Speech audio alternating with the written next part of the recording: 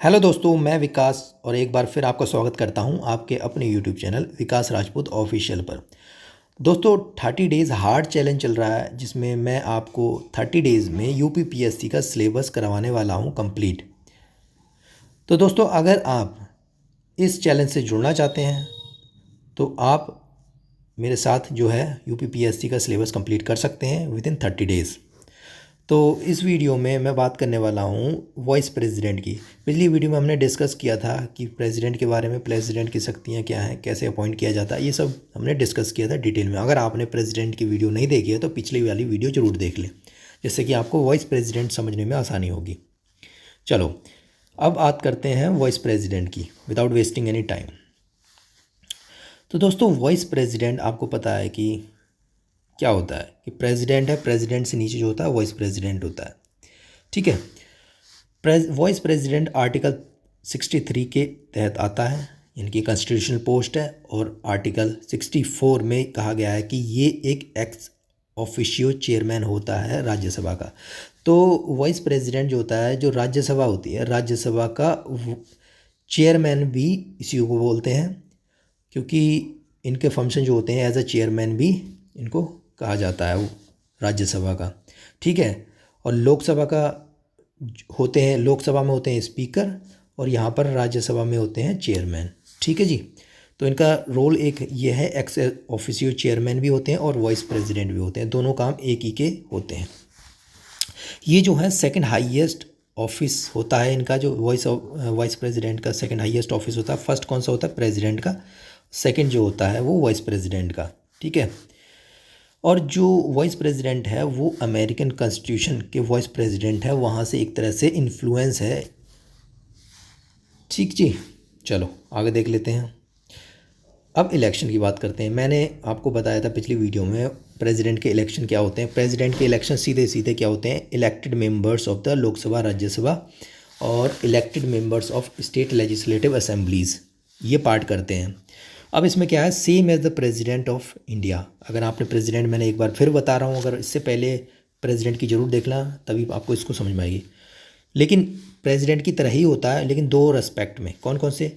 इसमें क्या होता है, both elected and nominated member जो हैं पार्लियामेंट के, वो पार्ट लेते हैं। उसमें क्या करते हैं? प्रेसिडेंट में केवल और केवल elected member of the parliament जो है वो पार्ट लेते हैं, not include member of legislative assembly. लेकिन प्रेसिडेंट में ऐसा नहीं होता है। प्रेसिडेंट में elected member of legislative assembly, यानी कि जो स्टेट्स की लेजिस्लेटिव असेंबलीज होती हैं, एमएलएज होते हैं, वो भी पार्ट लेते हैं, बट इसमें नहीं लेते हैं। तो इसमें केवल और केवल कौन पार्ट लेते हैं?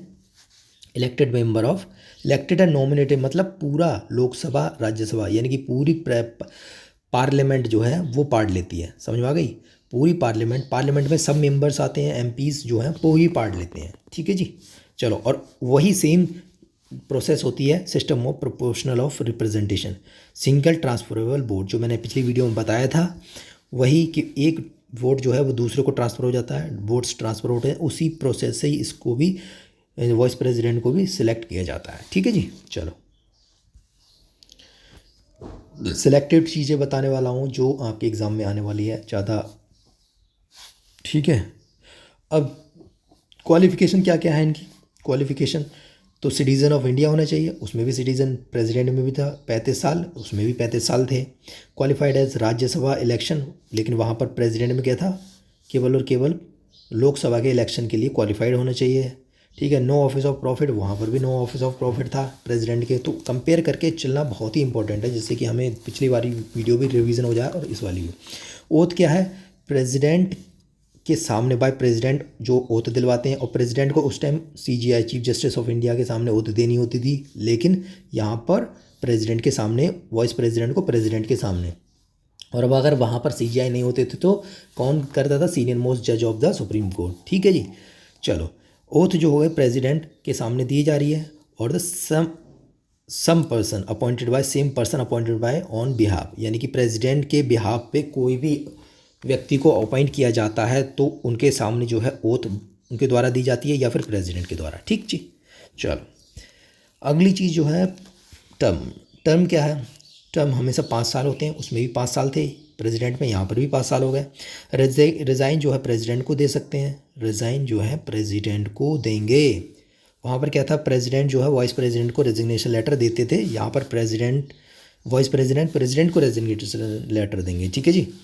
आर्टिकल 67 जो कहता है removed by the resolution of the, अगर रिमूवल की बात करूँ तो जो प्रेसिडेंट है वो रिमूव कैसे होते हैं, रेजोल्यूशन लाए जाएंगे राज्यसभा में। वहाँ पर प्रेसिडेंट में क्या, किसी भी ऑफिस में जो है वो लोकसभा हो, वेदर लोकसभा और राज्यसभा, किसी भी सेशन में किसी भी लोकसभा या चैम्बर में किसी में भी ला सकते थे, लेकिन इसमें केवल और केवल रेजोल्यूशन राज्यसभा में भी पास होगा, राज्यसभा में होगा। फिर उसके बाद एब्सोल्यूट मेजोरिटी हो तो total member of the house, उसके द्वारा जो है वो पास होना चाहिए। उसके बाद नेक्स्ट प्रोसेस जो आएगी, रेजोल्यूशन लेके आए, रेजोल्यूशन के बाद एब्सोल्यूट मेजोरिटी से वो रेजोल्यूशन पास हुआ, उसके बाद राज्यसभा लोकसभा जो है वो एग्री करेगी, मतलब राज्यसभा के बाद लोकसभा में इसको पास किया जाएगा सिंपल मेजोरिटी से, बस सिंपल मेजोरिटी से पास किया जाएगा। और दूसरी बात ये है कि ये सब लाने से पहले, उसके महाभियोग वाइस प्रेसिडेंट के लाने से पहले, रिमूवल लाने से पहले आपको 14 दिन की जो है वो आपको प्रायर नोटिस दिया जाएगा वाइस प्रेसिडेंट को। ठीक है। और दूसरी बात ये है कि कॉन्स्टिट्यूशन में ऐसे रिमूवल कोई ग्राउंड नहीं दिया है कि कौन से ग्राउंड में जो है वो प्रेसिडेंट को रिमूव किया जा सकता है। चलो अब बात कर लेते हैं पावर्स की। Powers and functions, ex officio chairman, यानी कि चेयरमैन जो है राज्यसभा का एक्स ऑफिशियो चेयरमैन कहलाएगा ये।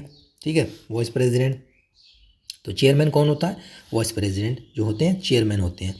ठीक है। राज्यसभा के president act as a president act कब करेंगे, जब प्रेसिडेंट की, मैंने पिछली वीडियो में बताई थी कि जब प्रेसिडेंट जो है वैकेंट होती है, सीट अपने टाइम कार्यकाल से पहले वैकेंट हो जाती है, तो उस समय जो है जब तक इलेक्शन नहीं होंगे, नेक्स्ट विद इन 6 मंथ आपको क्या है वो वाइस प्रेसिडेंट ही प्रेसिडेंट कहलाएंगे। जो फंक्शंस होते हैं, जो भी प्रेसिडेंट के फंक्शन होते हैं, वो वाइस प्रेसिडेंट ही निर्वाह करेंगे। ठीक है। He act as a president maximum 6 month. तो 6 मंथ तक मैक्सिमम क्यों कहा गया है 6 मंथ तक, क्योंकि 6 महीने के अंदर अंदर ही जो है इलेक्शन होने हैं। ठीक है जी। चलो, तो इस वीडियो में हमने जान लिया वाइस प्रेसिडेंट के बारे में। नेक्स्ट वीडियो में अब पढ़ेंगे हम गवर्नर के बारे में। चलिए दोस्तों, मिलते हैं नेक्स्ट वीडियो में, तब तक के लिए जय हिंद जय भारत।